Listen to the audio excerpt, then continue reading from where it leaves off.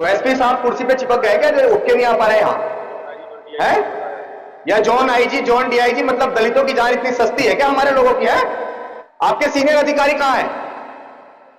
एक भी अधिकारी नहीं है यहां। आपसे क्या बात करूं मैं? आप इस केस के आई हो क्या? मैं आपसे बताइए ना, मैं आपसे क्या बात रखूं कि आपके जितने भी अधिकारी यहां हैं वो एक नंबर के मूर्ख हैं। और मूर्ख क्यों है? उन्होंने एससी एसटी एक्ट नहीं पढ़ा।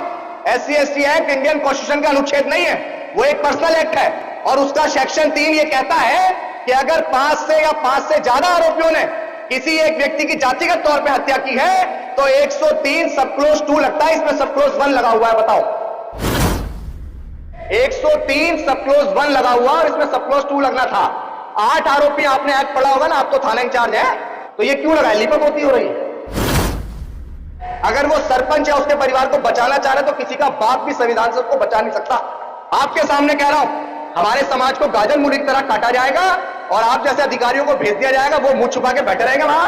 तो उनको ये बता देना कि अगली बार अभिषेक आएगा ना, तो अगली बार अभिषेक यहां नहीं आएगा, नाक में दम उनका करेगा वहीं जाकर डीएम कार्यालय और जितने भी आपके एसपी वेसपी जितने भी आईजी कार्यालय हैं। मतलब हमारे लोगों की जान इतनी सस्ती है? सुनो एसपी महोदय, अगर हमारे लोगों का दमन आप ये सोच रहे हो कि आप अपनी कुर्सी पे चिपके रहोगे और हमारे लोगों की हत्याएं होती रहेंगी, तो याद रखना नाक में दम कर देंगे। एक भी रात चैन की नींद सो नहीं पाओगे अगर आरोपियों को बचाना चाह रहे हो तो। हर जगह पे आवाज उठाऊंगा और एसपी साहब को तो मैं बताऊंगा, मतलब हम यहां मौजूद हैं और एसपी साहब अपने जिले में बैठे हुए और किसी हत्या का इंतजार कर रहे हैं और इसमें 103 मन लगा के और चुपचाप बैठ गए। कौन है इस केस के आईओ? नाम पता है आपको? जो अधिकारी मेरे नौकर हैं उनमें से कोई एक नौकर तो बड़ा यहां पे खड़ा होता जो अपने मालिक को जवाब दे सकता। आज हम लोग ग्वालियर के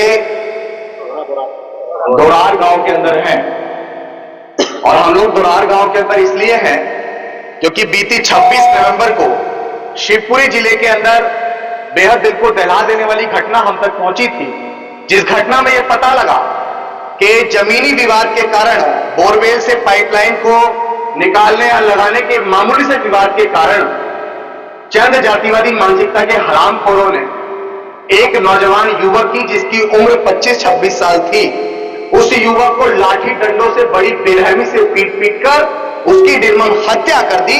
और हम इसलिए यहां आने पे मजबूर हुए क्योंकि ग्वालियर हो या मध्य प्रदेश हो या पूरा देश हो, शोषितों, वंचितों और दलितों के साथ उत्पीड़न बिल्कुल चरम पे है। और यहां जब मैं परिवार से आके मिला हूं तो परिवार ने मुझे बताया है कि किस तरह जब उसके बच्चे के साथ मार पिटाई की जा रही थी तो पुलिस को अवगत कराया गया था और पुलिस 1 घंटे बाद उस जगह पहुंची है। तो मेरा शासन प्रशासन के लोगों से भी यह सवाल है कि क्या आप उस व्यक्ति के मरने का इंतजार कर रहे थे या उस सरपंच के पूरे परिवार को बचाने का प्रयास कर रहे थे? हम लोग तालियां मत बजाना, बिल्कुल भी तालियां मत बजाना। अब जितने प्रशासन के लोग यहां खड़े हैं वो एक बार मेरे पास जरूर आ जाएं, जिनके द्वारा बात कह के हम लोग अधिकारियों तक पहुंचा दें।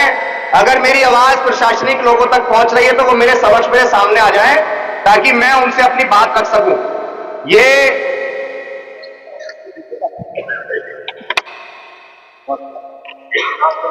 सुभाषपुरा थाना अंतर्गत जी, आपका परिचय जान सकता हूं सर? अच्छा, जिनके साथ यहां एक भी अधिकारी नहीं है, वो जिले लेवल का कोई अधिकारी नहीं है यहां? तो बताया। एक मिनट, एक्स जो है ना ट्विटर, उसको ग्वालियर के जो एसपी साहब है ना वो चलाते होंगे और ग्वालियर के एसपी महोदय को ना हमने ट्वीट करके ये भेज दिया था कि हम पहुंच रहे हैं पीड़ित परिवार से मिलने। तो एसपी साहब कुर्सी पे चिपक गए क्या जो उठ के नहीं आ पा रहे यहां है? या जॉन आईजी जॉन डीआईजी मतलब दलितों की जान इतनी सस्ती है क्या हमारे लोगों की है? हमारे लोगों को गाजर मूली की तरह काटा जाएगा और सिर्फ हमें बहकाने के लिए आप लोगों को यहां के प्रशासन को भेज दिया जाएगा। आपके आका कहां है? आपके सीनियर अधिकारी कहां है?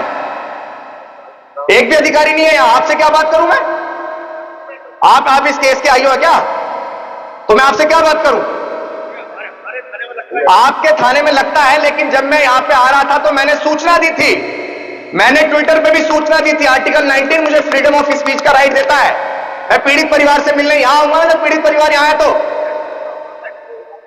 डीआईजी का प्रभारी बोले है, बताइए आप मुझे, मैं आपसे बताइए ना, मैं आपसे क्या बात रखूं? ये एफआईआर के बारे में शांति बना के रखो। इस एफआईआर के बारे में महोदय मैं आपसे क्या बात करूं बताओ? अब मैं आपसे ये बात करूं कि आपके जितने भी अधिकारी यहां हैं वो एक नंबर के मूर्ख हैं। और मूर्ख क्यों है? उन्होंने SC ST एक्ट नहीं पढ़ा।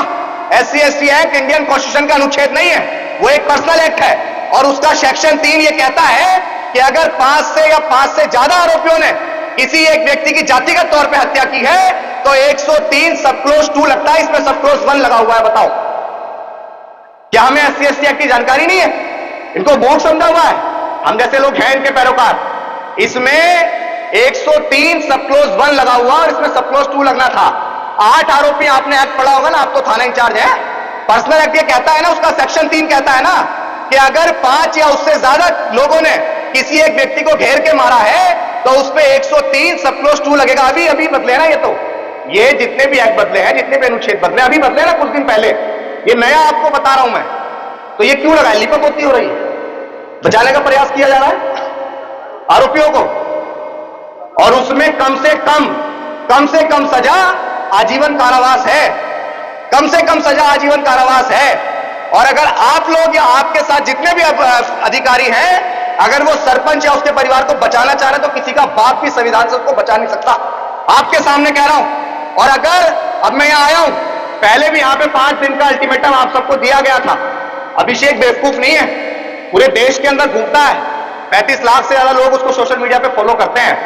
I am not a political person, I am only a social worker. मैं यहां पे सिर्फ और सिर्फ सामाजिक परिवर्तन की आवाज उठाने आया हूं। हमारे समाज को गाजर मूली की तरह काटा जाएगा और आप जैसे अधिकारियों को भेज दिया जाएगा, वो मुंह छुपा के बैठे रहेंगे वहां। तो उनको ये बता देना कि अगली बार अभिषेक आएगा ना, तो अगली बार अभिषेक यहां नहीं आएगा, नाक में दम उनका करेगा वहीं जाकर डीएम कार्यालय और जितने भी आपके एसपी जितने भी आईजी कार्यालय हैं। मतलब हमारे लोगों की जान इतनी सस्ती है? किसी SP, DM, collector, IAS, IPS, PCS का लड़का होता या आपके सूबे के मुख्यमंत्री मोहन यादव जी के लड़के के साथ इस तरह का कृत्य हो गया होता, क्या मुख्यमंत्री जी ऐसे अपने एसपीओ का मुंह छुपाए फिरते जैसे आपको भेज दिया बस यहां? अब बताइए, मैं आपसे कह रहा हूं कि 103 सब क्लोज 1 लगा हुआ है, इसमें 2 लगाने के लिए आप क्या करेंगे बताइए? आप मुझे बताइए ना महोदय कि ये गलती है या नहीं है?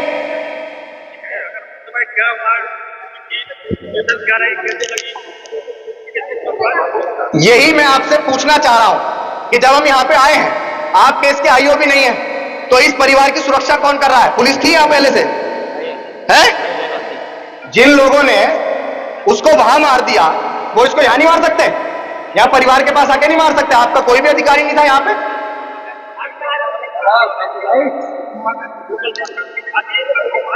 व्यक्ति को मारने के लिए ना टीआई साहब, व्यक्ति को मारने के लिए ना हवा भर का समय लगता है, पता आपको? वहां रोड से आएगी एक बाइक, इसका भाई घूम रहा हो, इसकी मां घूम रही हो, इसके पिताजी घूम रहे हो, सिर्फ और सिर्फ वहां से आएगी एक बाइक और एक गोली मार के चली जाएगी। फिर क्या करेंगे आप लोग? भाई संविधान के अंदर राइट है ना, किसी का बच्चा मरता है तो उसकी सेफ्टी की जिम्मेदारी है ना प्रशासन की। आप मुझे बताइए कि आपका एक भी सिपाही यहां लगातार मौजूद नहीं था घर पे, मर्डर हुई है, डेथ हुई है, हत्या हुई है, ये अपने आप नहीं मरा है, सुसाइड नहीं किया उसने, हत्या हुई, आपकी जिम्मेदारी, आपकी रिस्पॉन्सिबिलिटी है इस परिवार की रक्षा करना, सुरक्षा करना। लेकिन आप लोग यहां मौजूद नहीं थे। आप लोग ही तो मजबूर करते हैं हम लोगों को सड़क घेरने पे, आप लोग मजबूर करते हैं हमें आंदोलन करने पे, आप लोग मजबूर करते हैं फिर हम लोगों को यहाँ आईजी और डीआईजी कार्यालय घेराव करने पे, फिर आप लोग हमारे लोगों पे झूठा मुकदमा लगाते हैं, फिर हमारे लोगों को जेल में डाल दिया जाता है। और इस समाज का कोई जब पैरोकार ही नहीं है तो फिर उठती रहती है आवाज, पहले हमारे लोगों को मार दो, फिर हमारे जैसा व्यक्ति आंदोलन करने पे मजबूर होता है। जब आपके जैसे वो बड़े अधिकारी यहां नहीं आते हैं तो फिर हमें आंदोलन करना पड़ता है, फिर मजबूरन आपको सरकार के संरक्षण में लाठियां चलानी पड़ती है। पिस्ता कौन है? जिसका मरा है वही पिस्ता है। हमारी वीडियो कहां बन रही है? सुनो एसपी महोदय, अगर हमारे लोगों का दमन, आप ये सोच रहे हो कि आप अपनी कुर्सी पे चिपके रहोगे और हमारे लोगों की हत्याएं होती रहेंगी, तो याद रखना नाक में दम कर देंगे, एक भी रात चैन की नींद सो नहीं पाओगे अगर आरोपियों को बचाना चाह रहे हो तो। और जिन भी पुलिस कर्मियों ने, कौन सा थाना था वो, सुभाषपुरा पुलिस स्टेशन के टीआई को, अगर हम लोग मानते हैं ये बात भी, चलिए संविधान देश में है, जांच करने के लिए आपको भी समय चाहिए, अधिकारियों तक हमारी बात को पहुंचा देना कि अभिषेक आया था। और आज के बाद ना ये मुद्दा नेशनल हो चुका है, इस बात को याद रखना। मैं यहां आया हूं, ये मुद्दा नेशनल हो चुका है, पूरे देश में घूमता हूं मैं और अभी मेरे कार्यक्रम लगे हुए इंदौर में और बहुत सारी जगह, हर जगह पे आवाज उठाऊंगा। और एसपी साहब को तो मैं बताऊंगा, मतलब हम यहाँ मौजूद हैं और एसपी साहब अपने जिले में बैठे हुए हैं और किसी हत्या का इंतजार कर रहे हैं, और इसमें 103 मन लगा के और चुपचाप बैठ गए। कौन है इस केस के आईओ, नाम पता है आपको?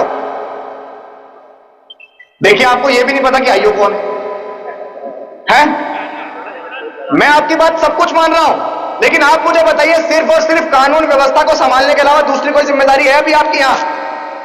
कोई तो ऐसा सेवक मेरे सामने भारतीय संविधान के द्वारा जो अधिकारी मेरे नौकर हैं, उनमें से कोई एक नौकर तो बड़ा यहां पे खड़ा होता जो अपने मालिक को जवाब दे सकता।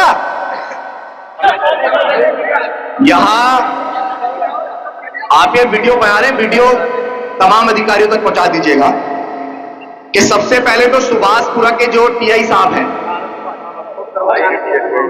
थाना प्रभारी को टीआई बोलते हैं ना यहाँ? अच्छा, ये जो भी है सुभाषपुरा के, क्या नाम था उनका? राजीव दुबे जी। राजीव दुबे जी ने जब ये वर्दी पहनी थी तो वर्दी पहनते वक्त शपथ ली थी कि हम लोग कानून का पालन करेंगे और संविधान, अगर मेरे परिवार ने भी गलत किया होगा तो भारत के संविधान के नाम पर जो मैंने वर्दी पहनी हुई है जनता की सेवा के लिए, मैं अपने परिवार के ऊपर भी कठोर कार्रवाई करूंगा। लेकिन उन्होंने इस पीड़ित परिवार को सकुशल ना जवाब दिए, ना इस पीड़ित परिवार के साथ सकुशल मदद की, और ये पीड़ित परिवार उनकी कार्रवाई से संतुष्ट नहीं है। तो सुभाषपुरा पुलिस स्टेशन के जो एसएचओ साहब हैं, क्या नाम बताया? राजीव दुबे जी, उनको तत्काल प्रभाव से बर्खास्त किया जाए, ये हमारी पहली मांग है। आपकी वीडियो बन रही है, आप नोट कर लीजिएगा कि यहां पे दलितों पर पिटाई करवा देते हैं और उन पर क्रॉस केस करवा देते हैं। मराई उनकी लगती है दलितों को, और क्रॉस पैसे के दम पे राजीव दुबे क्रॉस केस करवा देते हैं। नहीं, मैं खड़ा हूं यहाँ, फांसी लगा दे कोई मुझे। नहीं, मैं तो मरने आया हूं यहाँ, मेरे लोगों को मारा जाएगा तो मैं तो मरने आया हूं, कोई लगा दे फांसी मुझे। सुनो, और सबसे बड़ी एक और चीज मैं आपको बता दूं कि वो जो जमीन थी ना, आप उठो मां, आप उठो, उनके लिए बुला रहे हैं। ये पकड़ना जरा, एक मिनट, ये वो पेज खोलना जरा। जब मैं यहाँ आया ना टीआई साहब, तो इस मां ने मुझे बताया, और मैं ये समझता हूं कि आप अगर पिता है ना तो इस दर्द को मुझे लगता है बेहतर तरीके से समझ सकते होंगे। मैं ये समझता हूं कि आप इस मां के दर्द को बहुत अच्छे से समझ रहे होंगे कि इस मां का एक 25-26 साल का जवान बच्चा चला गया। ये वो मां है, जब बच्चा बहुत छोटा सा होता है ना तो वो कहावतें चलती है, गानों में भी चलता है कि मां खुद गीले में सोती है और बच्चे को सूखे में सुलाती है। लेकिन इस दिन के लिए नहीं कि कोई जब वो 25-26 साल का हो जाए, उसकी शादी भी नहीं हुई थी, शायद 1-2 साल बाद उसकी शादी होनी होगी, इस दिन के लिए नहीं मां वो सारे कष्ट उठाती है कि उसके बच्चे को कोई भी यूं ही मार दे। वो बच्चा गया था, और ये भी जानकारी मिल रही है कि वो जो जमीन थी जिस पे बोरवेल लगा हुआ था, वो सरपंच अपनी सरपंच झाड़ रहा था वहां, उसके पूरे परिवार ने इस तरह का कृत्य किया है। पूरा परिवार बचेगा नहीं उसका किसी भी कीमत पे, संविधान के दायरे में कह रहा हूं इस बात को। इस मां ने मुझे बताया कि वो जमीन भी हमारी थी, है ना? जमीन हमारी थी, वो पूरी हमारे पिताजी खत्म हो गए तो हमारे नाम कर गए थे। 3 बहनें हैं हम, देखिए तीनों बहनों के नाम कर गए पिताजी। अब इनकी 3 बहनें हैं साथ में, इनके पिताजी जब गए तो वो 3 बहनों के नाम उन जमीनों को कर गए, और उस सरपंच ने वो जमीन कब्जा कर ली। 4 दिन पहले आवेदन पहुंच चुका था, 4 दिन पहले आवेदन पहुंच चुका था घटना से पहले, लेकिन जब भी मकान ढाया नहीं गया, कब्जा वहां से वापस नहीं लिया गया, परिवार को नहीं दिया गया। और आपको यह भी पता होगा कि अगर शेड्यूल कास्ट की जमीन पर कोई कब्जा करता है तो वैसे ही एसटी एक्ट बन जाता है ना एसटी एक्ट। ना कोई जाति सूचक गालियां देनी है, ना उसकी हत्या करनी है, ना उसको पीटना है। आप शेड्यूल कास्ट की जमीन पे अगर कब्जा भी करते हैं तो भी एसटी एक्ट लग जाता है। क्या लगाया? पहले 4 दिन का आवेदन दिया, लगाया क्या? बताइए, मेरे पास कोई जानकारी नहीं। कितनी दूर है यहाँ से एसपी का कार्यालय? चलो एसपी कार्यालय चलेगा, चलो चलो। ए मां मेरे साथ चलो, सब लोग शांति बना के रखो, ठीक है? बिल्कुल, बहुत आराम से, बहुत ध्यान से। कितनी दूर है एसपी कार्यालय? चलो एसपी साहब हमारे पास नहीं आए, हम चल देते हैं एसपी साहब के पास। हम क्या कह रहे हैं?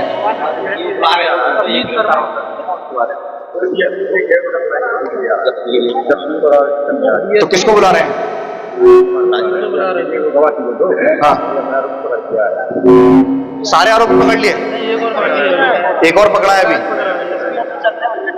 पहले एसपी ऑफिस चलते हैं। कितनी दूर है एसपी ऑफिस? है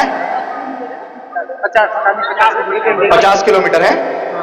डीआई साहब, यहाँ पे ना ये परिवार आशंका जता रहा है कि कुछ लोग नकाबपोश यहाँ रात को घूम रहे थे। तो मेरा आपसे निवेदन है, और हम तो सताए हुए लोग हैं तो आपके सामने हाथ भी जोड़ सकते हैं, कि इस परिवार को सर बिल्कुल भी हवा ना लग जाए, बिल्कुल भी हवा ना लग जाए। आपको 2 सिपाही यहां से बिल्कुल अब हटाना मत, 1 सेकंड के लिए भी मत हटाना। नौकरी इसी बात की है, हमारे टैक्स पेयर के पैसे से तनख्वाह भी मिलती है। आप इन 1-2 सिपाहियों को जरूर यहां पे रखना, ठीक है? 2 सिपाही आपको यहां से हटाने नहीं है। मैं निवेदन कर रहा हूं, बहुत बहुत बहुत निवेदन कर रहा हूं, ठीक है?